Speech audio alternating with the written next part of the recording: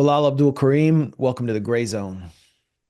Thank you. Thank you so much for having me. It's a pleasure. And as you know, we have been on opposite sides of the Syria debate. I've been an opponent of regime change, and I think a lot of my critiques have been validated. We've also been very critical of your reporting at the Gray Zone, but the fact is, you've been on the ground, you've seen things that up close with an intimate view that we haven't seen, and you are now heavily critical of the new government in Damascus. So I think your perspective is extremely valuable right now, along with the history that you've documented since you came to Syria from the United States, something I want to talk to you about. And finally, you are a very good communicator. So I think this is a really valuable opportunity for both of us to meet and for our audience to hear from you about what's going on inside Syria from your perspective. Okay, good. But first, maybe I'm not, maybe some of your audience is not familiar with who I am. Maybe you should tell them. Yeah, well, Bilal Abdul Kareem is a journalist and I would say activist who has been inside Syria for much of the major events that we've witnessed over the last decade. I first became aware of you when you were embedded and doing interviews among the armed opposition in East Aleppo back in 2015, 2016. And you are also the winner of the Edward R. Murrow Award and Peabody Award for the role that you played on the CNN documentary with Clarissa Ward, Inside Syria, which I believe came out in 2016. Is that correct? Yes. So if there's anything I've missed on your bio that you want our audience to know, feel free to fill us in. And that I'm a black guy. I'm not sure if they know that part, Yeah. but do that. Then For we're for our visually impaired viewers. good. So I didn't miss anything. There's No, you nothing. didn't miss anything. We're Okay. good. Good, good. Well, we can talk about your uh, fascinating personal story a little later. Right now, I just want to ask you straight up how you assess the performance of the new Syrian government led by President Ahmad Al-Sharaa, and if you see that they've made any mistakes since taking power by force last December. Okay, Bismillah. Firstly, thanks for having me on. I'm excited to do this. As you know, I wanted to talk to you for some time, and this is our opportunity. So we'll get started here. Yeah. Firstly, in terms of my personal view, in terms of where the government is going, I think that it's not going in a good direction at all. I don't think we should, kind of nuance it and say maybe coulda, woulda, shoulda. It's not going in a good direction at all. I think that a lot of the policies that are, I'm not going to pretend that there aren't some good things that are happening. I mean, wow, getting rid of Bashar al-Assad was definitely a step in the right direction, according to, myself and about 25 million other people. And um, so there's positive steps in that regard. There are positive steps, in other sectors. But after having said that, I think that everything in terms of what's happening with this government is not on the table. I think that the Syrian people deserve to know more in terms of what's going on in some of these meetings with the United States and other than them. I'm not saying that that the Syrian people all of a sudden need to have a security breakdown in terms of everything that's happening in the country, but one of the ways to move past the mistakes that brought Hafez and his son Assad to power has got to be that we've got to start moving in a different direction, and that means the Syrian people are going to have to start asking some serious questions. And those forums to ask those questions just don't seem to be in place. Well, one form would be for journalists to be able to ask critical questions who are inside Syria. Are you able to do that? No. Is that clear enough for you?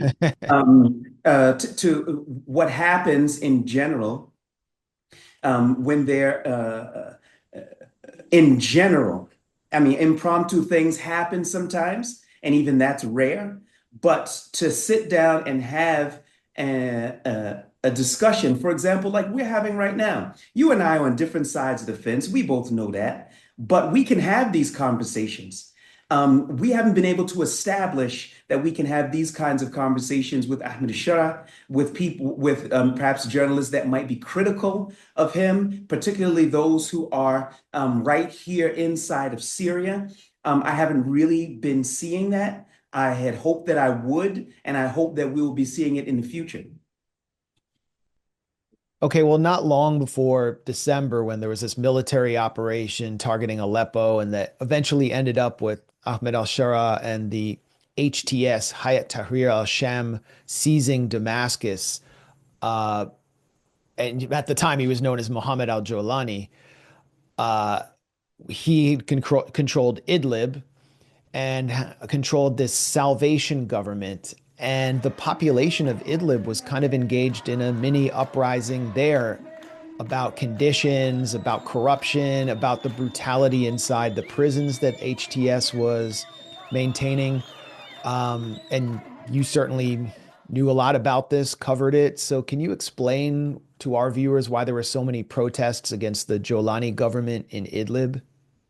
The Jolani government, or Abu Muhammad Jolani, as it was, who is now known as Ahmad Al-Sharaa, his government was criticized by virtually everyone for several reasons. Chief amongst those reasons are A, the people were promised a certain type of governance, which was Islamic governance. Now you've got to understand something. I'm not sure if your audience is familiar with these terminologies. For example, Islamic governance does not mean cutting folks' heads off, beating up women in the street because they're not covering their faces, or chasing kids down the block because their pants are too low below their ankles. That's not what Islamic governance is.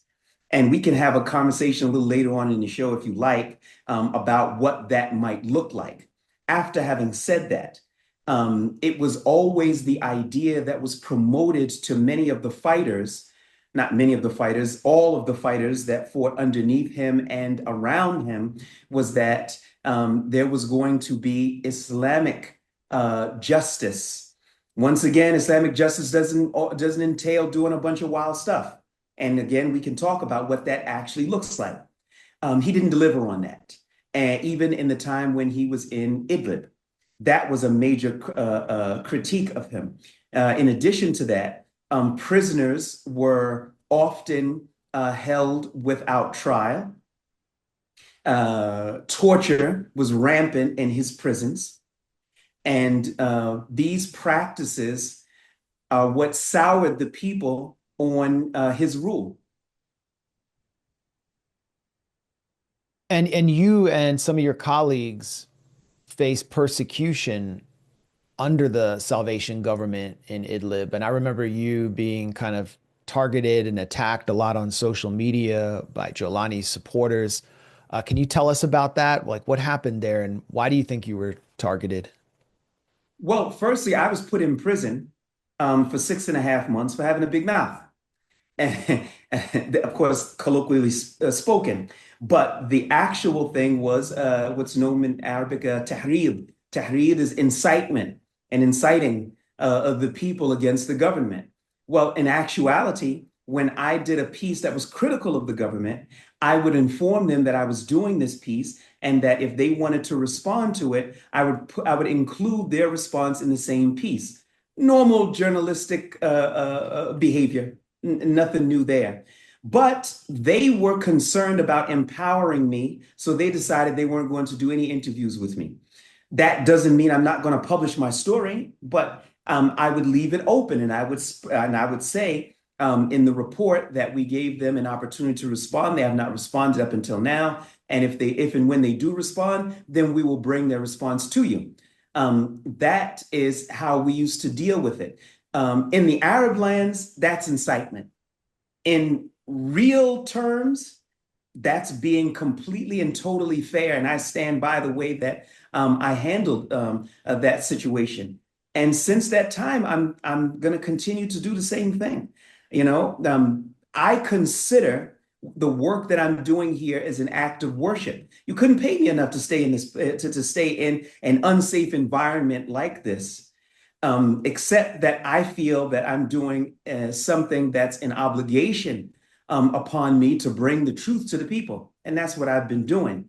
As for people attacking me on the internet, I never really took that all that seriously. I mean, if people say, oh man, Bilal's a great guy, we really love him, I don't get too high because I know they don't really know me as a person and they see this outward personality. And I'm glad that they said these things. That makes me feel pretty good. But I don't get so high unless somebody who's really within my circle, who knows me, my wives and children and stuff like that, then I feel like, okay, yeah, maybe that's got more merit. That doesn't discount what they say, but it's got more merit. As for the people who say I'm a bum and a loser, well, you know what? That just comes with the territory. But I do look and see why they say that I'm a bum. If they're saying that I'm being unfair or that I lied or I'm a trickster, then I'm going to look to see what they say after that in terms of where they feel my reporting went wrong. And if I don't see that, then you just say, okay, that's just one person's opinion. Okay, well, the government that jailed you in Idlib is now in control in Damascus. And I wanted to ask if you think they're forming it seems like they're forming an exclusively Sunni government there. But it might even be more narrow than that. It could be is it just a Jabhat al-Nusra or HTS government?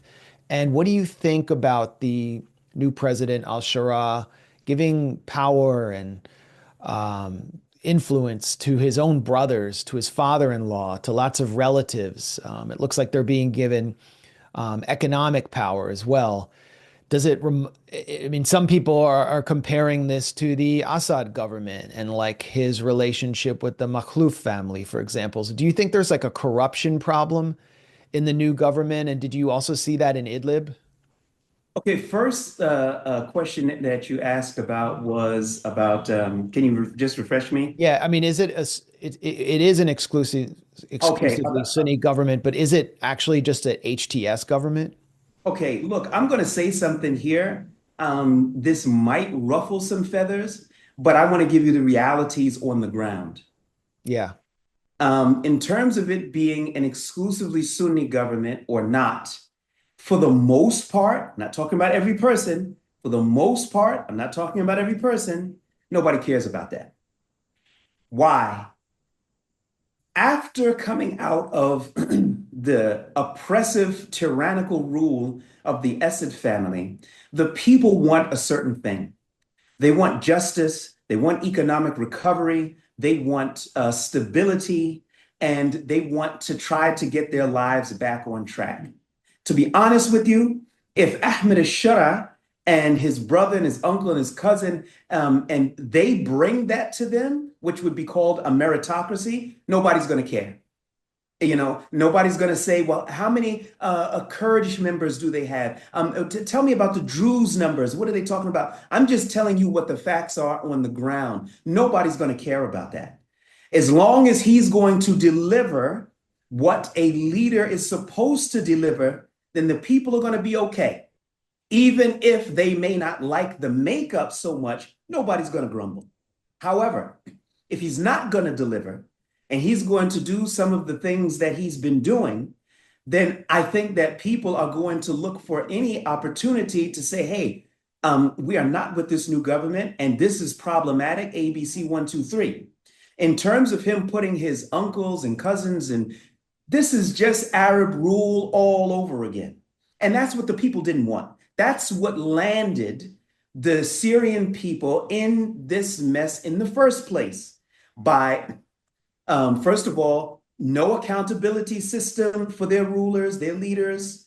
In addition to that, not having any type of vibrant or even non-dead political participation from the people. These are the issues that sank Syria, and they're going to keep Syria where they were or worse if they don't they don't wake up and start saying, all right, Mr. Sharaa, you appointed yourself the president. All right, we're going to accept that, but we got to talk about some stuff. Where are we going with Suedat? What's going on with the Kurdish forces in the north? Talk to us. Tell us something. Well, on that note, I mean, what happened with the coastal massacres and the Soweto massacres, the coastal massacres against the Alawites around Latakia and Tartus, and the Soweto massacres of the Druze? And how can you build a new state while ordering or facilitating or not holding accountable the perpetrators of these gigantic sectarian massacres? And yeah, I mean, what happened there? Okay, as you can hear, I'm critical of Ahmad Al-Sharaa. However, I'm not going to be unfair to him. When the country fell, now in the beginning of the show, you said that you made mention that the country was taken militarily or something along those lines by Yeah. Hayat Sham. That didn't happen. That's not the history lesson and all. I'm going to tell you more of a nuanced history lesson from here inside of Syria. The Assad regime crumbled. Most of the fighters went from area to area, from town to town, from governorate to governorate, and they didn't fire a shot. Damascus was not the scene of intense battles at all. I don't remember any shots fired between rebel forces and government troops. I literally went to places like Deir ez-Zor and other places right after the fall of the regime, and you could see the military clothes of the soldiers that they literally just took off their military clothes, put on, excuse me, civilian clothes, and started walking. And they left grad rockets inside of their mounts in trucks and just left. That's what happened. So it wasn't taken militarily. The regime crumbled. HTS was the biggest and strongest and most organized force, and therefore they took over. Now, after having said that, they are, or I should say, were a militia force that controlled 1.5 province. And I'm talking about Idlib and the countryside of Aleppo. They didn't even control the city of Aleppo. All of a sudden, they were now tasked with, now who tasked them with it, whether it was them or other people, that's a different topic. But he was tasked with having to look over an entire country.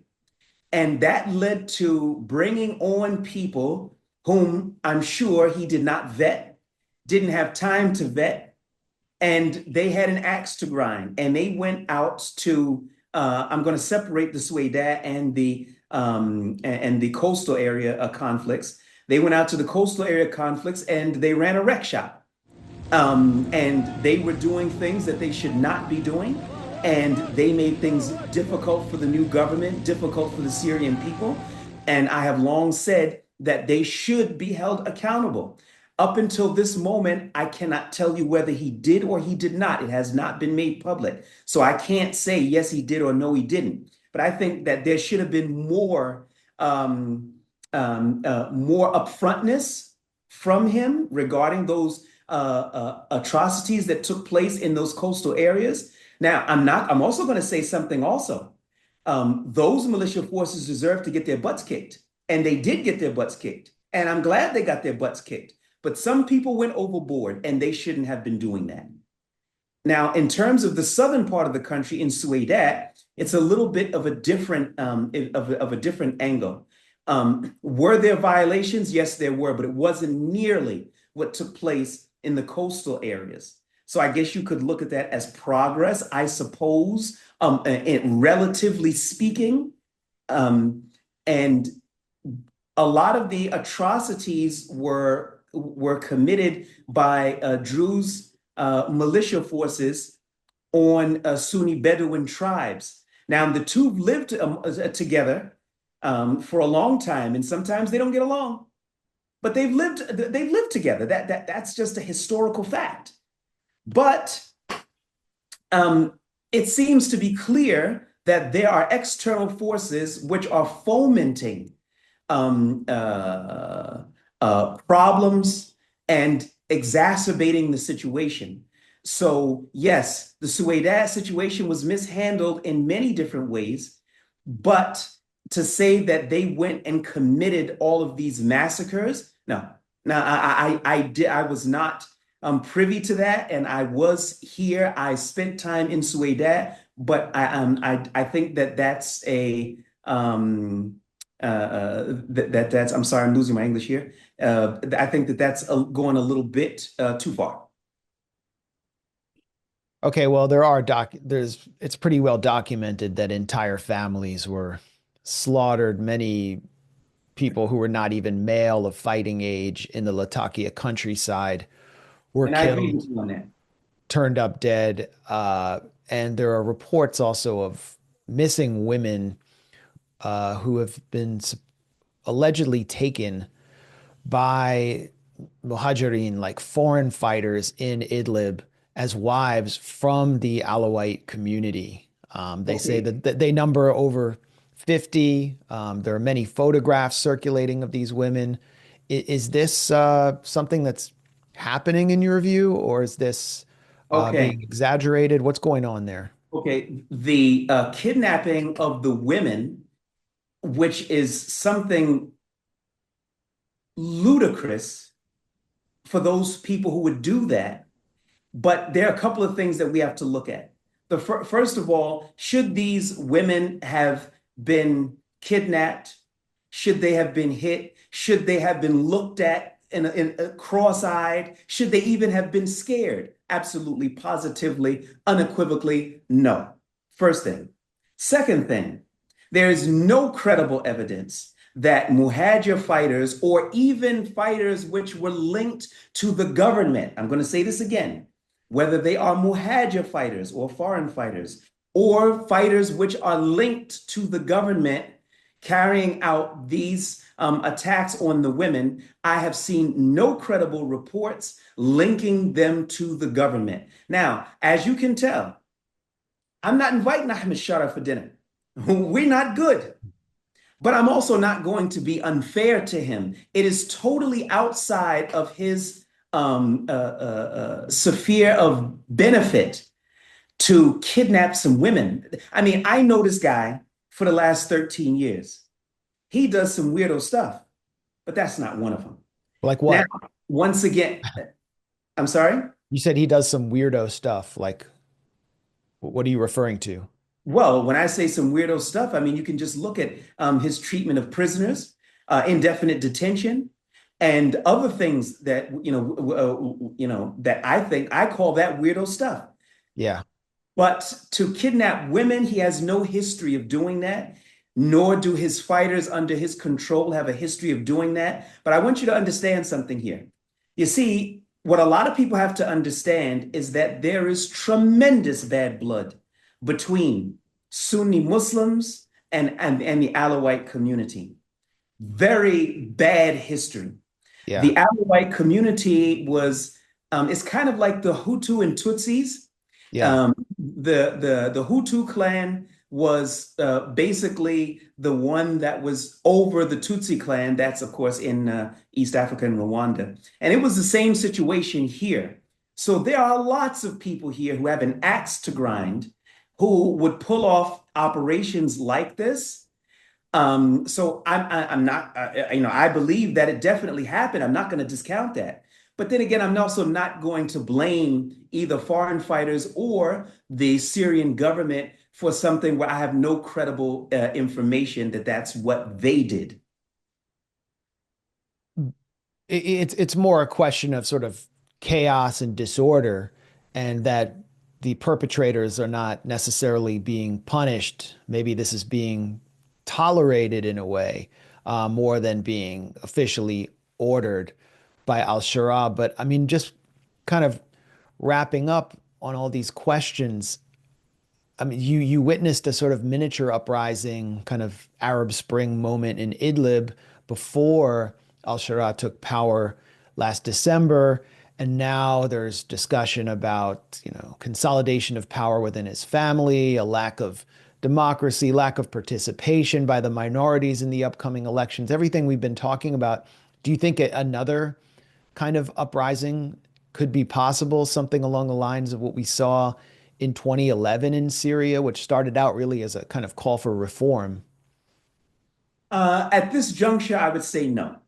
Yeah. Um, I don't think that the Syrian people are interested in an uprising. I think that they're more interested in trying to correct some of the things that they're seeing need to be corrected. And I don't think they have reached a point where they're saying there's just no use in this government and we have to now do an uprising against them. Now, that does not mean by any stretch of the imagination that they're happy with everything that's going on, particularly the debacle that took place in Suedat and other things. Yeah. Hiring his uncle and his pops and his granddad and all this other stuff. I'm going to tell you something. I'm going to tell you something. Look, I don't like that. You don't like that, but Arabs are accustomed to that. So that's not really something that they're talking about. Yeah. It's something that I think is poisonous, particularly because I've seen the Arab lands remain weakened because they want to hire their uncles and their cousins and their in-laws and stuff like that. And they're not bringing in the people who are the best people for the job. I think that that's stupid. I think that that's counterproductive. And I think that it's not going to help the Syrian people move on to the next level. But you've got to understand something about the Syrian people. They were not allowed to participate politically in anything for the past, say, 40 years. So these nuances are things that that's going to go right over their heads. Once again, they will be happy with a meritocracy. You deliver on the goodies, we're going to be cool. I don't care who you put in charge. But if you don't deliver, there might be trouble. So you've been documenting the Israeli presence in the country. Israel has basically taken the Golan, the Syrian side of the Golan. They are attacking Syria regularly. They've taken Mount Hermon, the highest point in the country. On September 1st, you said that Israel brought its troops within miles of Damascus. The Mossad has been into Damascus to take the belongings of the former Mossad agent, Eli Cohen. I've heard from a Syrian source that they're just based there without any issues. So, what is Ahmad Al-Sharaa trying to do with Israel? And how do you look at his policy of what seems like trying to placate or mollify the Israelis instead of actually deterring them? Well, the first thing I'm going to give you as a backdrop is this. You cannot placate Israel. Why? Netanyahu's already telling you that we're going to take most of your country in Greater Israel. He already told you that. That's like me saying to you, look, Max, I'm going to rob you when you get off of work tonight. Make sure you put some extra cash in your pocket. I'm telling you what I'm going to do. I'm not actually planning to rob you in case anybody's watching and you get robbed tonight. And it's like, hey, Bilal had something to do with it. But I'm saying to you is that he's making it crystal clear what his plans are. Now, if people want to pretend it's not happening, they want to look to the left or to the right and say, well, who was he talking to? I don't know. Did anybody hear what he said? Anybody recorded it? Oh, well, I guess we didn't catch it. Okay, you can do that if it makes you happy, but you can't placate people who are telling you they're going to take over your territory. This is the first thing. So when you are going to deal with those people as if you can pat them on the back, rub some talcum powder on them and stuff like that, no, you're not getting anywhere because all they're going to do is take your good treatment and then they're going to bite you at their earliest convenience. And then when you're wrapping up that wound, they're going to bite you again. Now, his policies, I understand them. Doesn't mean I agree with them. He's in a situation where publicly he's saying, I don't have the horses to fight Israel. So I'm trying to come to some type of understanding with them. That's what he's saying publicly. On the real to real, without adding anything into it, when you're dealing with Washington, you're dealing with Tel Aviv, whether you like it or you don't. He may not be sitting with Netanyahu, even though they're having discussions right now, and everybody, I mean, it's a known fact. But what I mean is that when you start to say, okay, okay, okay to Washington, you're saying okay to Tel Aviv's demands also. There's no way to get around that. Yeah. Now, when you are allowing US troops to come in to do kill operations inside of your territory, hold on a second. Whoa, let's time this thing out. Wait a minute, Ahmad Sharaa, you spent years telling everybody that America was the Ratsul Kufr and all the whoop-de-doo that goes on all over the Middle East is all because of America. And now y'all doing operations together? What's up? Just as a side note, it didn't begin in the last 2 months. Story of another day. The point of the matter here is that when you are operating with the Americans' job is to keep Syria weak and divided. And their foreign policy is based on that. Even if they will throw an economic bone or two to Ahmad Al-Sharaa. Now, I will go back about 10 days ago, 2 weeks ago, Thomas Barak, he made a statement and he said something to the effect of, yes, we've spoken to Israel about the airstrikes and all. That's what he said. That was 10 days ago. They've been bombing Syria since December 9th. Where you been? Yeah. And you had to wait until all this time to tell him what he didn't know, and you didn't know that he's been bombing. What they do is they play this game. I don't know how many books Ahmad Sharaa has read. I don't know how well he knows U.S. foreign policy, but he didn't ask me. But if he did, I would make it very plain to them, very plain to him. There is no way that the Americans will see you consolidate power. It is totally against their foreign policy and, from a government standpoint, I'm not talking about the American people, against their national interests in terms of their doctrine. Indeed. And I want to stay on that thread, but I want to ask you about something you said as in kind of a parenthetical, which is that this didn't begin 2 months ago.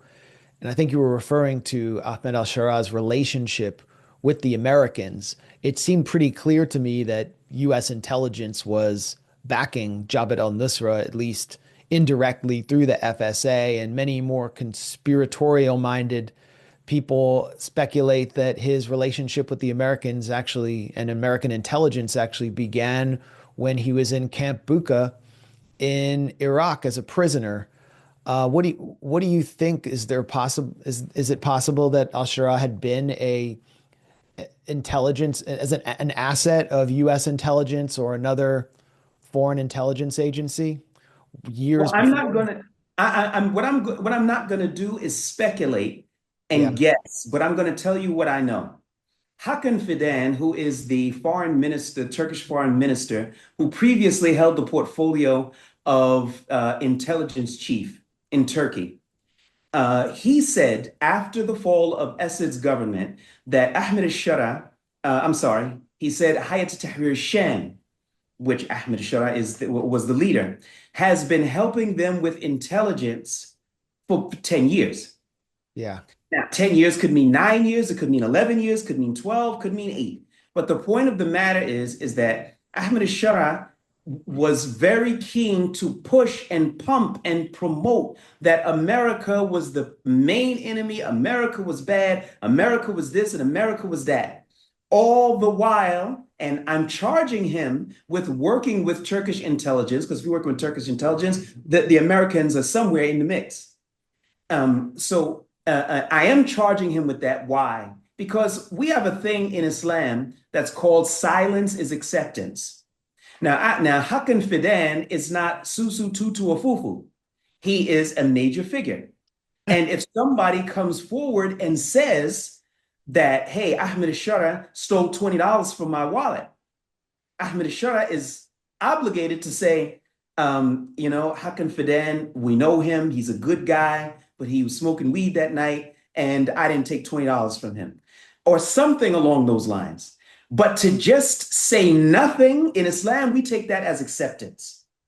So after having said that, if we place him with working with Turkish intelligence for 10 years based upon Turkish sources, who knows who else he was working with? He was obviously telling the rebel fighters one thing and doing another thing. Now, if he's been with the Americans since the days of Camp Buka, I'm not going to go there because I don't know that, and I don't want to talk about things I don't know.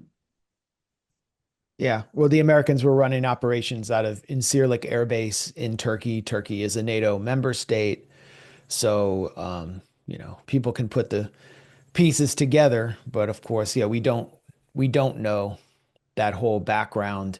It does seem clear that Al-Sharaa, and maybe an attempt at being shrewd and recognizing he doesn't have a very strong hand to play, has been very welcoming to the Americans that had a bounty on his head.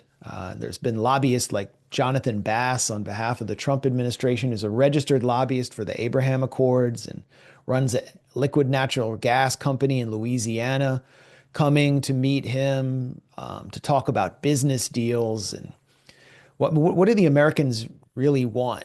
When you said that they're essentially acting on behalf of Tel Aviv, I would agree with that. But is there any American agenda beyond, securing Israel's strategic depth? Yeah, I think there are a couple of things in there. Israel's strategic depth is one of them. Making sure that the Iranians were out and don't come back. That's big for them. Yeah. That was something that was one of the main reasons for the acceptance of Ahmad Sharaa. In addition to that, they want to deny the Russians also, to have this military base that they can operate from in the Middle East, which was the only one here in the Middle East. So all of these things they all point back to American government's national interest as their leadership knows it. And I'm being nuanced here. I'm saying as their leadership knows it, because some of this Dumbo stuff, man, ain't got nothing to do with the American people.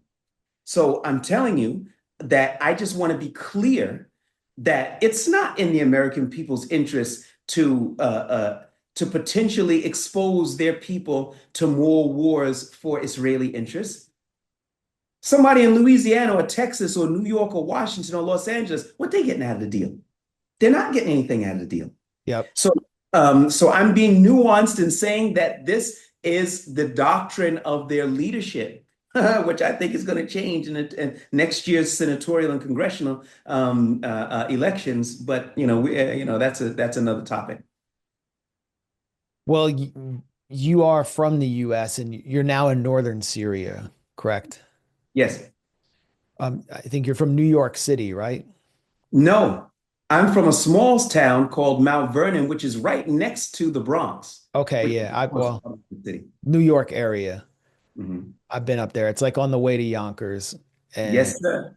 That's it. so I guess just generally, how did you go from Mount Vernon to East Idlib? Tell us your story of how you wound up in Syria. Um, I've been Muslim now for about 29 years. And when I accepted Islam, I wanted to learn Arabic so that I could study Islam for myself. I wasn't happy with translated texts of the Quran and everything was translation because that's based upon someone's opinion. And that wasn't what I wanted. So I wanted to learn Arabic. So that's why I left America about a year after I became Muslim. And originally, I went to a university in Sudan, and then I went to Egypt. When I was in Egypt, I continued to study not only Arabic, but also the sciences of Islam. And I was just studying, increasing my language and such like that. And I got a phone call from a new television channel that called Huda TV, and they wanted someone who had a good command of Arabic, who was also good in Islamic sciences, to head their production department. I thought it was a dream job, so I took the job. That's how I got into television production. I was an on stage comedian before. I managed music groups in the past. So I'd always been in and around that type of an atmosphere. But then I started to see that the shows that the channel would allow us to produce were all just about Islamic topics without Islam actually, without looking through current events through an Islamic lens. And I grew weary of doing that. And so I said, look, I'm going to resign. And that's when I started doing documentaries. So I traveled all over the world doing independent documentaries from France, Indonesia, to the United Kingdom, and to Africa and to other places. Because I felt that Islam could solve a lot of the Muslims' problems that were plaguing the Muslim lands. Now, after when the Arab Spring kicked off, I was living in Egypt, so I was there to witness it. After the fall of Gaddafi, I did a documentary about Abdul Hakim Belhaj and his illegal rendition from Libya. Now, while I was there, Sorry, just to interrupt. Abdel Hakim Belhaj was the leader of the Libyan Islamic Fighting Group, which was backed by French intelligence and was an Al-Qaeda ally. And he eventually met with John McCain and others and sort of helped lead the armed opposition to Gaddafi. Is that correct? no, that's not the history lesson that I have. However, I will tell you that I haven't seen Belhaj in some time, so I'm not sure what new revelations may have come about, but I don't remember. I know that he was one of the leaders of the rebel forces, Yeah. and he fled Libya. He and his wife Fatima Bashar were renditioned. I think it was from Thailand, and Yeah. all at the behest of the British government, then Foreign Secretary Jack Straw, to Libya as a gift to Muammar Gaddafi, because they were trying to bring Gaddafi in out of the political cold, and they wanted access to the country's natural resources, provided he would give up any nuclear ambitions, which he agreed to. Belhaj was back in Libya, and you can guess how that happened and what went down after he got there. Okay. So in terms of John McCain and stuff like that, I don't know anything about that. All right. Well, Um, sorry to interrupt your story. I just sure, wanted our viewers to know who that was. So, but sure. yeah, please proceed. After that, when I got into Libya, the Libyan people were calling for Islamic rule. And I'm talking about the taxi driver, the people in the street and everything. They wanted something different. They had had enough of these authoritarian regimes just coming in, doing their thing, hiring their brothers and sisters and stuff like that. Cough, cough. They had had enough of that. And I thought it was fascinating because nobody was reporting that. And so I came and I heard about rebel fighters in Syria who were calling for the same thing. So I wanted to come to Syria to see what makes them tick. And I came here and I did a couple of documentaries for NBC. I'm sorry, for Channel 4 in the United Kingdom and other channels. Um, but then I had a problem. when I was here, I did my documentary, and my family was living in Egypt. I packed my stuff because I had been in the country for a couple of weeks and I was ready to go. The war was raging and I was leaving. And I had this internal conversation with myself. I said to myself, so you're getting ready to leave. You're going to go back home. And I said to myself, yes, I got a family. That voice inside said, well, you got 26 million people here who have a family. What makes you special? Because you have a blue passport, you're an American citizen. You think that makes you special, that these people obviously need somebody to tell their story in English, and they don't have that. What makes you think that it's okay for you to just get up and walk off? And that bothered me. And, to make a long story short, that's why I came back and I stayed. Okay. And then what happened? I mean, there was an there were mass protests in Syria, then that folded into kind of a militarized operation to overthrow the Syrian government. Okay, listen, You everybody, kind I of want to come to the show you public's how attention cold it in was East last Aleppo night. at a Now look time at when the this. Syrian Now I'm government going is down seeking to here. dislodge Now this a is series of somebody's bag that was militias here all who night. are backed by foreign governments, like especially Turkey, armed by foreign Yeah. governments, and 30,000 of them, and it became a major international stand drama and standoff, and you're kind of on the front lines there.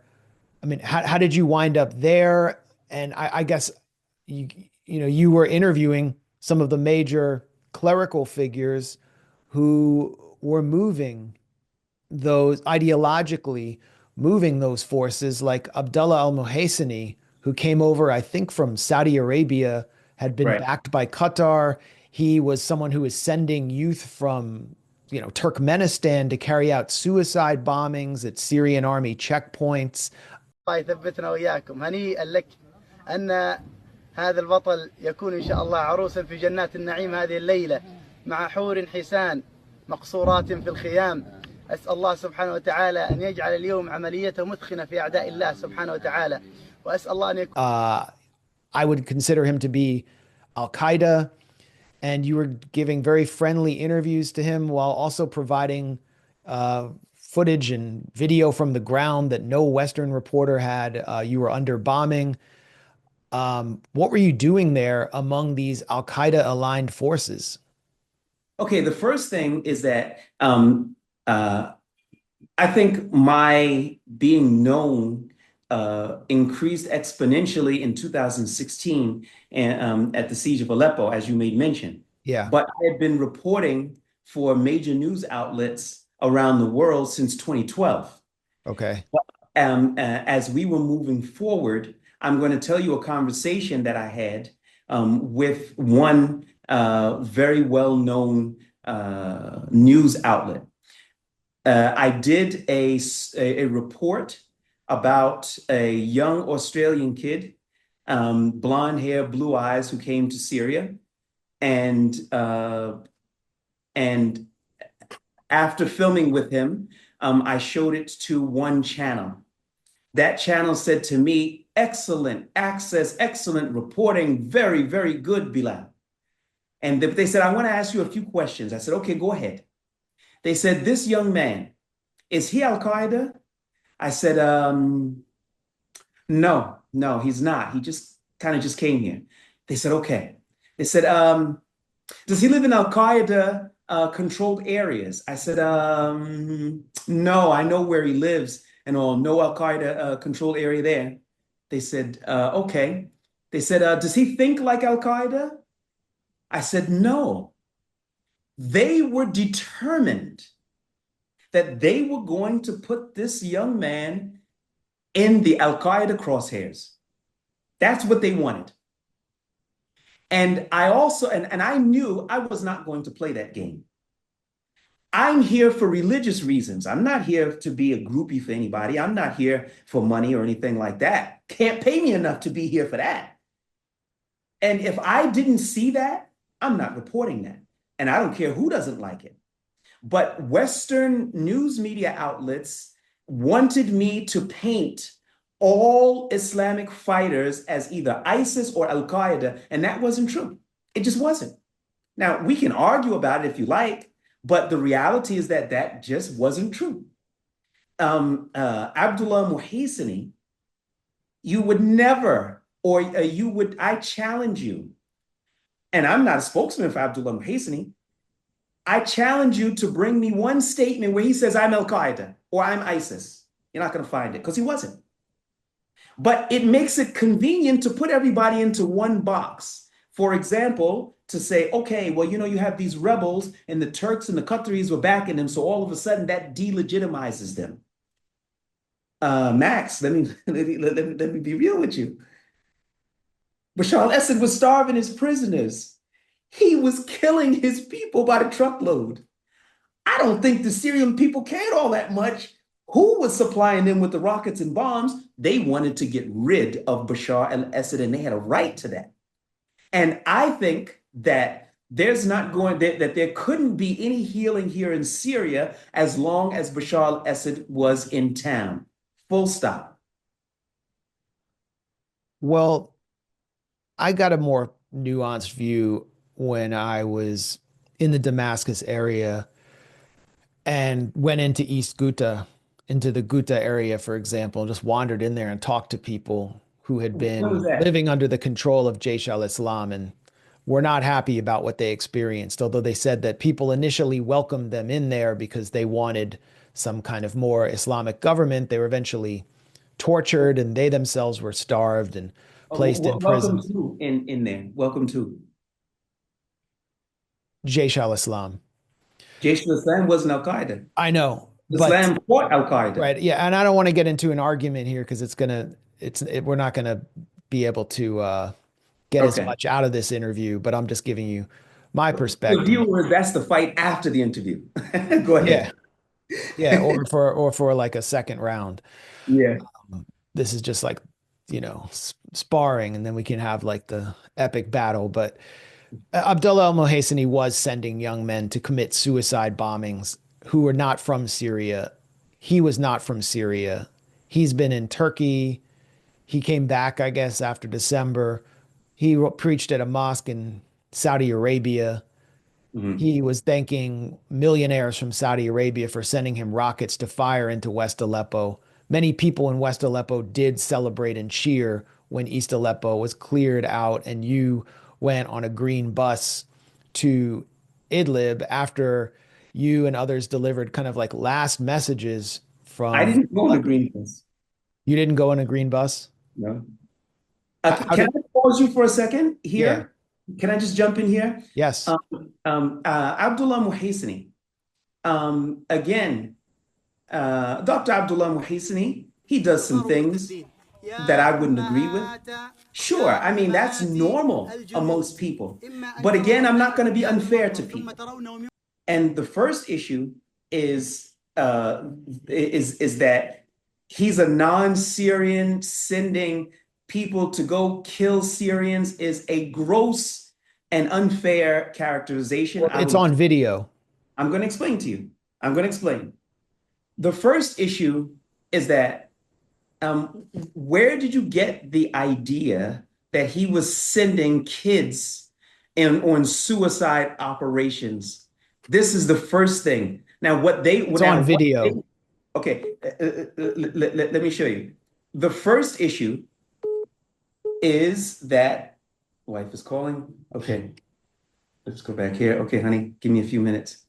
Okay, the first issue is that they were recruiting Syrians and to fight in the war. This was a general thing. I think they were saying if they were like 17 or 16 or over, or 15 or over, I don't remember. You might remember better than me. But was he saying we want these 14, 15, 16-year-old kids to go and commit suicide operations? Show me the video. الله يثبتنا وإياكم. هنيئا لك أن هذا البطل يكون إن شاء الله عروسا في جنات النعيم هذه الليلة مع حور حسان مقصورات في الخيام أسأل الله سبحانه وتعالى أن يجعل اليوم عمليته مثخنة في أعداء الله سبحانه وتعالى وأسأل الله أن يكون. Because I know Dr. Abdullah Muhasini. I don't always agree with him. Sometimes we sit there and I'm saying, man, I don't know what you're talking about. But I also understand who and what he was doing, which does not mean I agree with him. But to characterize it and just to say, okay, well, he wanted to get some kids and say, okay, kids, take these rockets and go let them off. That wasn't the proper characterization, number one. Number two, in terms of sending rockets, he thanked Saudis for financing sending rockets into Western Aleppo. Max, there were thousands of people killed in Eastern Aleppo. Where do you think the rockets came from? What do you want them to do? Throw rubber bands at them? Come on, man. Let's be for real. This was a war, and those and in Western Aleppo is where Bashar al-Assad's full military forces were. That's the reality. So to say it's kind of like, oh, well, Bashar al-Assad was just saying, come on, guys, can we not do this? And they said, shut up, old man. We're gonna throw rockets into you at civilians. That's fake. That's false. That's not real. Well, just on that note, I mean, the old city, the citadel of Aleppo, they were destroyed. Then this is a foreign imam who's thanking foreign funders for sending him weapons that destroyed treasures, historic treasures of Because he's Syria. foreign, is that bad? So I just wanted to ask you, I mean, I'm asking, what? because he is not native to Syria, does that automatically discount anything that he may have done and it's all evil? Is that what you're saying? Well, in my opinion, it shapes how we should understand what happened in Syria because we're told it was the Syrian people rising up against a dictator. But in this case, you have many foreign elements, foreign intelligence agencies, and foreign millionaires advancing an ideology that was not supported by the whole of Syria. So that's kind of where I'm coming from there. But let me ask you personally, you were a journalist who provided very valuable coverage regardless of what people think of your views. However, at the same time, you were also an advocate for regime change from inside Syria, where you were embedded with these forces. Um, I guarantee many of our viewers would ask, what right did you have as an American to come to Syria and interfere in Syrian affairs? And I want to give you a chance to address that. Okay. Good question. Max, what do you say if you and I go out and we witness a robbery? Somebody knocks some old woman over the head, steals a purse, and then runs off. We pull out the cameras and we cover it. Now, as humans, are we neutral in that? No, we're not going to get up there and we're going to say, well, that old woman and all, maybe she had on some perfume he didn't like. And that's why she got hit upside the head and he stole her purse. No, as human beings, we don't like to see things like that. That makes us unhappy as humans first.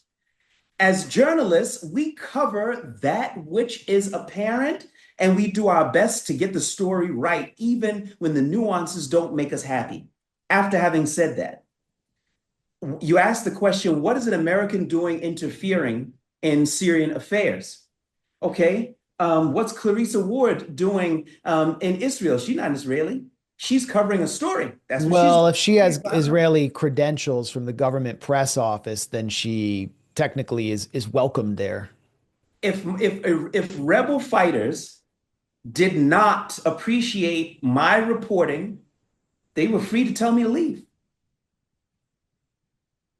That's the reality. These were Syrians. That's not what was, I mean, again, I don't want to get in an argument, but you were calling for the destabilization of the Syrian government, whatever I anyone was thinks of called. it. As an American, the question is, I I what was right do you called. have to go to another country? Like, I don't think Americans would be very happy about foreigners who are embedded with an armed militia backed by foreign actors coming inside their country to topple the government. As much as they might hate Donald Trump, I bet even liberals would oppose that. But you see, I want to just go back to something very brief. I promise I won't take a long time with this. Take all the But time you want. you made mention about foreign actors and Abdullah Muhaisini and Bilal. He's a foreigner and a foreigner and a foreigner and a foreigner. Let me just make sure that your viewers understand something. Who were the Syrian people fighting? They were fighting Bashar al-Assad, the Russians, the Iranians, the group known as Hezbollah from Lebanon. Aside from Hezbollah, these are three state helpers and one non-state actor that has the resources of a state. And you're saying to me that you think that it's wrong for the Syrian people to seek help in fighting all of those other forces? There's nobody saying, well, what was Bashar al-Assad doing bringing foreigners in here? Nobody says that. But what happened was individuals came from around the world to help the Syrian people. Listen, Max, come on, let's not get too far ahead of ourselves. Bashar al-Assad, I'm going to ask you a straight up question. He was a good guy or a bad guy? It doesn't matter. He was the UN recognized government. So if it So was, is it okay that if it's the UN recognized government that starved 10,000 prisoners? Come on, man. Are you serious with that? well, I think, it's for Syrians. It was an issue for Syrians to resolve. And my Yes, main criticism wouldn't have been with you're Americans who, you're absolutely right. That's for Syrians to resolve. but And they you're took not up a arms Syrian. to And resolve it. the But Turkish MIT was not Syrian. And once the Turkish MIT stopped sending arms into East Aleppo, Ahrar al-Sham and all of these militias, they kind of just folded. So obviously, this wasn't just the Syrian people. I mean, many Syrian people told me that they opposed. I actually know people who were heavily involved in the protests early on against Assad. And they told me, guys from Chechnya started showing up on my corner asking me for my ID. And that's when I stopped supporting this. So I do think there's an issue there. And, I'll give you all the chance you want to respond to that. I also want to ask you about Clarissa Ward, but and the work you did on Inside Idlib. But I need to ask you, you know, because of the role of foreign intelligence in Syria, did you have any contact with Western intelligence agencies or those from any other foreign nations like Turkey? no. The only time Did you see their that presence in Aleppo or any other places where there was? I started to have contact with Turkish intelligence around 2 years ago when I started working to free prisoners that were in Turkish-backed areas that I felt were unjustly imprisoned. So I used to lobby for them with Turkish intelligence. But before 2 years ago, I never had any contact with any security agency.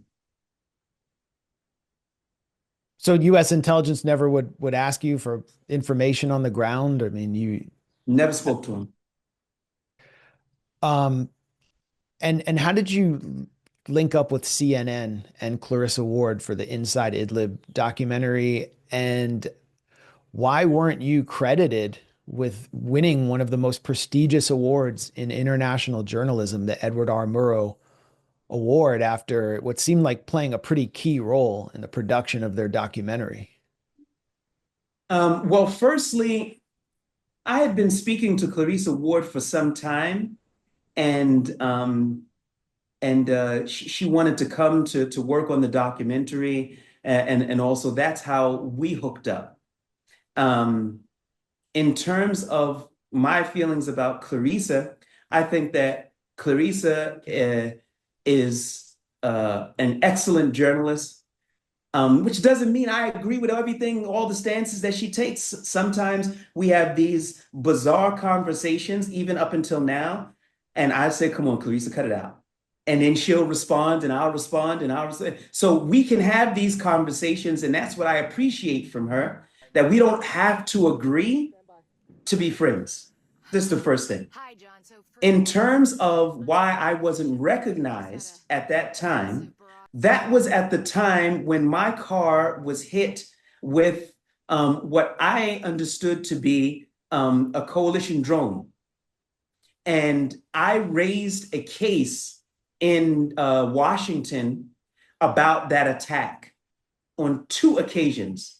One was the case, and the second was the appeal. Your Washington, car was hit. I'd read stories that you were tracked by a drone. we were tracked, and there was a drone strike on the car that I was in. The car flipped up in the air about 3 times, landed on the side facing in the opposite direction. How I wasn't killed in the attack, I don't know. But I had a broken foot and other injuries, and I was picking steel and glass out of my skin for a long time. Okay. After having said that, I raised a case in Washington about me being on a kill list.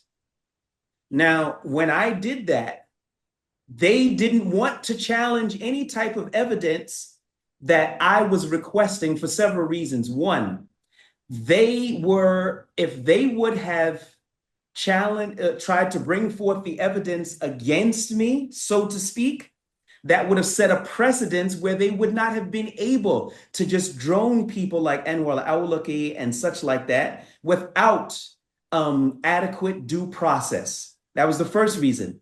The second reason, of course, they had no evidence. They didn't have anything. So what they did was they cried state secrets, state secrets. So it collapsed the first round. We came back for a second round, and they cried state secrets, state secrets, and it collapsed again. Since that time, I have had unofficial communication with people in Washington who said, Bilal, there's nothing on you if ever you want to come home, whatever that means. So going back to the CNN thing, at that time, CNN was like, okay, well, what's going on here? You know, if this guy is into some stuff or whatever, then that's going to weigh heavily on us. So that's why they submerged my my role in the award-winning documentary. I asked them if my kids, because I was in the siege of Aleppo when the award ceremony was going on. And I asked if my kids could come to accept the award on my behalf. They were like, no, I don't think so. You see? And I felt that that was grossly unfair. And I think if I was white, they wouldn't have done me like that. And if I wasn't Muslim, I'm just putting it out there. I'm just being real. If you weren't Muslim, you would not have been in the situation you're currently in. I mean, no, if I was white and I wasn't Muslim, I believe CNN would have backed me because it was all speculation. I mean, look, I'm on TV. I'm out every single day. If America thought that I was a terrorist worthy of death, I'd have been killed years ago. But that didn't happen. Why? Because they had nothing and they know they had nothing and they have nothing. But CNN didn't give me a play. And it's unfortunate that that's the way it went down because my mother would have liked to see that. She likes awards and stuff like that. Me, it's not such a big deal for me, but it's okay. You know, I don't know. I still watch CNN sometimes. well, CNN clearly needed you to get access into Idlib, and Clarissa Ward turned around with a very sympathetic portrayal of the government and society in Idlib, which was advancing more or less the vision of HTS. Isn't that right? No, I don't. Again, I don't think that that's an accurate characterization. First of all, at that time, HTS was just another fighting force, and it wasn't even the biggest fighting force. Ahrar Shem was the bigger fighting force at that time, and there were many other fighting forces that were either equal or just below Jabhat al-Nusra at that time, is what they. What would you call it? I mean, you take issue with the use of the term Al-Qaeda, but it's definitely sort of an Islamist vision. It's a vision that isn't that dissimilar from that advanced by the Islamic State. So what would you say the vision is there? First of all, I don't have any exception to Al Qaeda in terms of calling a spade a spade. Now, Al-Qaeda was here. Jabhat al-Nusra was Al-Qaeda. Everybody that was a part of Jabhat al-Nusra was a part of Al-Qaeda. Yeah. That's real. And there's no trying to, why would I get around that? That doesn't have anything to do with me. That's just a fact on the ground. Yeah. But Al-Qaeda and ISIS are not one and the same. Their ideologies are not one and the same. Their gross takfir, putting Muslims out of Islam, are not one and the same. But to be honest, if I'm being honest with you, I've been Bilal Abdul Kareem for 29 years. But for many years before that, I lived right in America. So I know Americans. I know they don't understand these nuances. I get that. And I'm not blaming them. But there are nuances that really matter. And sometimes people just say, oh, man, that's just too much, man. Al-Qaeda, ISIS, that's all the same thing. Abdullah Mahesani, where was he at? He was in Idlib. Okay, put him in there too. Who else? What sending people on suicide operations? That. And it just wasn't like that on the ground. Well, let's talk about today because those forces are in power or vying for power, have more ability to gain power than they ever did before. And you are among them. You've asked for Syrian citizenship. Is that correct? Hello? Excuse me. I'm sorry. I was just taking a sip of water. Oh, no Okay. problem. What I did was on behalf of the muhajirin, or the foreign fighters, foreign aid workers, foreign journalists, or anybody that came here to help with the war effort, to help the Syrian people, to petition the government to grant them citizenship. Why? Because many of them either A, lost their citizenship in their home countries by trying to help the Syrian people get rid of a brutal dictator that the entire planet knows was a brutal dictator. Or just as you sometimes are not very nuanced in the accusations of certain figures here and all, neither are governments. They kind of just see you went there, you fought, you got some military training, Al-Qaeda, straight off the bat. You step off the plane, you're going to go to prison. And it may not be the case. And so a lot of them either are rendered effectively stateless. So what my petition was to say, look, this creates a win-win situation. I should say win-win-win for three entities.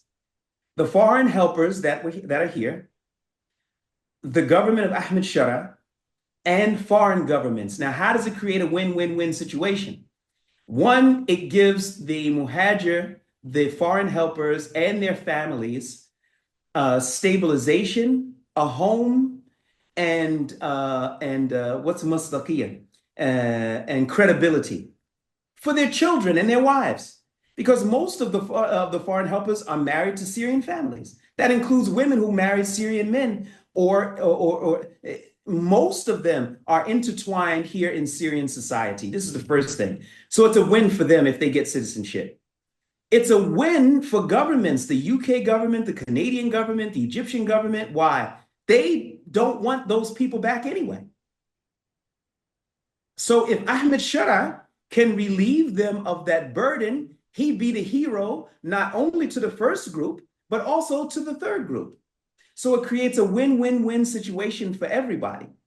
And I felt that it was grossly unfair that these young Muslims, men and women, would be forced to watch as Bashar al-Assad slaughtered hundreds of thousands of his own people, either that they would have to leave their homes, never to return, or just be a spectator. And I don't think that that was a fair choice to give those young brothers and sisters. And that's why I'm fighting for their citizenship. So you are you're leading the campaign for the citizenship of the foreign fighters in Syria. Do you know how many there are there, and how many like supporters of the foreign fighters from other countries are there? And which nationality would you say is the largest? There are about 7 to 9,000 foreign helpers. Probably the biggest concentration are the Uyghurs from East Turkestan. It then goes to Egyptians, and then it's a bit of a cocktail. Okay. And the Uyghurs are from the East Turkestan Islamic Party, is that correct? No, most of those are just individuals. The Islamic governments and Islamic parties around the world did not do any type of organized or the sending of people around the world to fight. It wasn't like the Egyptian government of then President Mohammed Morsi said, "Hey guys, come on, let's get together. You guys are going to go over to Syria to fight." That wasn't real. Most of these governments don't want militarily empowered practicing Muslims going anywhere to do anything. Well, right. I mean, East Turkestan is what they would call the Xinjiang region of China. The ETIM is outlawed by China. And obviously, the Chinese government does not want them to be there. From your experience with the Uyghurs in Syria, are they organizing for potential future battle over Xinjiang and China? Do they pose any threat to China? I don't have any reason to believe from what I've seen of them and know of them that they're organizing to go back to take over China. I have nothing that says that that's in their plans. I don't know anything about that. Okay. That's saying that they won't at some point, but I don't know any. And there's nothing on the ground that says that that's in their plans. So these foreigners, would you say they're focused exclusively on their future in Syria? Do they pose a threat to Syrian minorities who are not Muslim? And could they potentially pose a threat, getting all of this military experience there and training with various forms of arms in the future to the region and other parts of the world? In terms of being a threat to other minorities, people have got to understand the Turkestanis, the Egyptians, the Saudis, the Americans, the Brits, the Italians that are here. They've been living amongst the Syrian people for 13 years. There's no integration period. That's all long done. Oh, you've So seen massacres of minorities like the Shia in Rafi'adin, was it? Where some Rafiadin. uh, Rashidin, it was, I believe, 2017. It was during exchange of control of towns, and a fanatic tossed out potato chips to children who were Shia children being evacuated on a bus and then blew up about 70 of them. I mean, we've seen many instances of violence against Syrian minorities, most recently on the coast in the countryside of Latakia. So that's why I asked the question, because they have been living among Syrians for 13 years, but some Syrians have borne the brunt of their violence. Of their violence, this pronoun there, who's there? The violence of the foreign fighters and those who take on this kind of The foreign fighters were Salafi implicated. jihadi mentality. The foreign fighters were implicated in that attack. I Absolutely. remember that. Okay.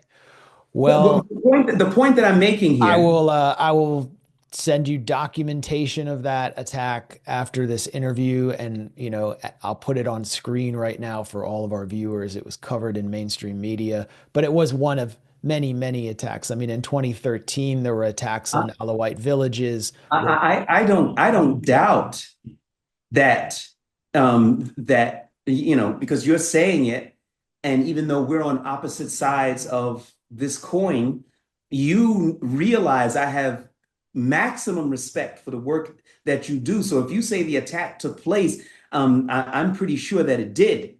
But to say that there were foreigners who were behind the attack and all, we're going to need to have something credible, not, the SANA, a news media outlet just blurting anything that they want without any type of evidence for it, to say that there were foreigners who were behind that kind of attack. I'm just gonna tell it to you straight. I lived here amongst these people for many years. They fight. They're fighters. They're not into blowing up kids and women. But now, I'm not going to tell you that everybody here is on that. I'm not going to tell you that, because that's not true. But I'm also not going to tell you that everybody in the US government is into urinating on the Quran, because that would be an unfair characterization of the US military. But you got some knuckleheads that do stuff like that. So that's the nuance that I'm trying to bring to the people. Okay, and a question about how the foreign fighters in particular relate to Israel. I mean, presumably they don't like Israel and are sympathetic to the Palestinian cause, but they haven't fired a shot against Israel. But so many of them made jihad from across the world to go fight Arabs, most of whom were Muslims, in the Syrian military. So how do you explain that dynamic where they're not going to make jihad against Israel? What I see from a lot of like Salafi accounts on social media is like thoughts and prayers for Palestine, but like, let's go destroy the Shia. And then the Shia axis of resistance is the only force taking up arms against Israel in the region right now. How do you explain that dynamic? Okay, in my estimation, you're turning this into a much more sectarian thing than it actually is, and I will explain. Please. Rebel forces were against any and everyone who aided and abetted the tyrannical rule of Bashar al-Assad. That's very different from saying, hey, you know what? Well, let's kill some Shia. Hey, guys, let's go kill some Alawites. Those two are not one and the same. Because if you have people who are helping, for example, the group known as Hezbollah, the Shia fighters that came from Iraq, the Shia fighters who came from Afghanistan, they came because of Qasem Soleimani, the Iranians who backed those different foreign militia forces that you're not talking that much about, but we just save that for another day. Those fighters, those Shia militia groups came because Qasem Soleimani, who was also a Shia, bought them. And the rebel forces fought them. They didn't fight them because they're Shia. They fought them because they were aiding and abetting and trying to prolong the rule of a leader that slaughtered hundreds of thousands of their brethren. That's the nuance that I want your audience to have.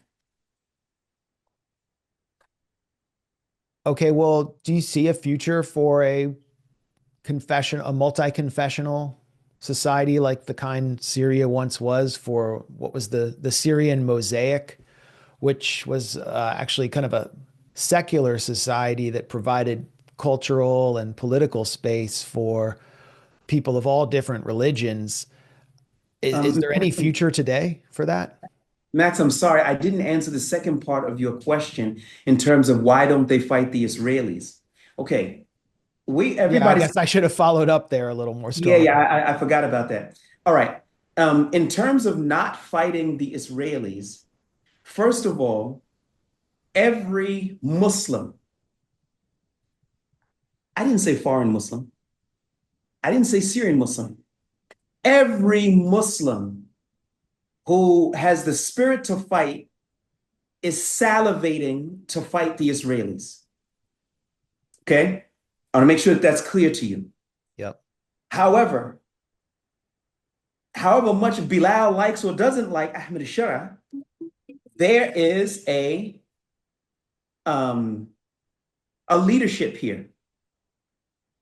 And we can't fall into this chaotic thing of, look, I got me 20 guys. I'm just going to go and pick a fight. Oh, you got you 20. All right, you go in that direction. This is chaos. And the Syrian people don't want that. The Syrian people, as I made mention before, they don't want an insurrection, another intifada, an uprising. What they want is to correct the problems with the leadership that they have. The fighters, whether they're foreign or Syrian, they see some things that they don't like. They see some things that they would like to see done differently. But also at the same time, there's got to be a level of patience here. You think that the people who fought for this country are happy to see that Tel Aviv is controlling much of Quneitra, also controlling all of Suedat. You think they're happy about that? The Bedouin tribes that were in the south were incensed. I was certain that there were going to be clashes between them and the security forces. I was just waiting for it to happen. It didn't happen because nobody likes to see, an internal civil war. The characterization that you made about, well, they came across the world to fight Arabs. This characterization is an American characterization. Nobody here in Syria saw it as the Brits that came to fight, or the Canadians that came to fight, or the Egyptians that came to fight and kill Arabs in Syria. No, you're the first person I heard say that. Well, nobody here looks at it like that because it wasn't real. Well, I appreciate the American rebuttal to my American perspective. So do you think there is a future for Syria as a multi-confessional society? Absolutely. Absolutely. There was a meeting that took place about maybe 5-6 days ago, wherein it was a meeting between members of the Muslim community, the Druze community, and the Christian community. And even Thomas Barak put in an appearance. And one of the Druze attendees said something to me that really hit hard. He said, Bilal, our communities have never fought one another for religious reasons. And, I stood there and I was just listening to him and I was thinking, if you look at what's happening in Suedat, or Sueda, as you guys know, they're not fighting because they're Druze and because of the Shia and the belief in the Shia and the whoop-de-doo. They're not fighting because of that. The Christian communities, when I did a rally for prisoners' rights, who's one of the main speakers that came to the rally I put together? It was a Father Jihad. Father Jihad, which is a strange name for one of the leaders of the church. When I went there and I sat and I talked with some of the people from the church and stuff like that, these are normal people, man. All of this sectarian stuff, I'm telling you, a lot of it's being fomented for external purposes. Now, the Israelis want very badly to interfere in Suedat so that they can take Suedat, Quneitra, that's on two sides, and in the middle you've got Dara. Dara is a province wherein Benjamin Netanyahu said back in March that I will not permit any government troops on the southern Syrian border. And so far that has happened. I believe all of southern Syria will be lost to the Israelis by the end of the year. That's what I believe. Doesn't mean that's what's going to happen. But this is what I am predicting, I believe is going to take place. So my point here is that the Egyptians that came to fight, plenty of Egyptians, Coptic Christians in Egypt, ain't nobody bothering them. In America, man, you got You've got Jews in Brooklyn. You got Christians. You got Rastas. You got everything. Britain is the same thing. So many of the nationalities that are here in Syria who are fighters, they're accustomed to minorities. They're accustomed to them. And nobody's sitting there saying, man, you know what? We need to go kill some Christians. I have never heard anybody say anything like that. Of course, I think that it plays into the narrative of people who have ulterior motives to fan and foment that type of rhetoric, but it's not real. And certainly, it's not a prevailing opinion. It's not even talked about, let alone it being a real opinion. Well, time will tell. So far, not so good in my view, and you've offered a very critical, but as you say, nuanced view. And I think everybody watching this dialogue benefited a lot from it. Definitely could have turned into a debate, but I think it's better at this point to have a dialogue and to benefit from what you know. And we're both transparent about where we come from and what our perspective is. So, Bilal Abdul Kareem from On the Ground News right now in northern Syria, thanks so much for joining us at the Grayzone. Thank you for having me, and greetings to all of the viewers.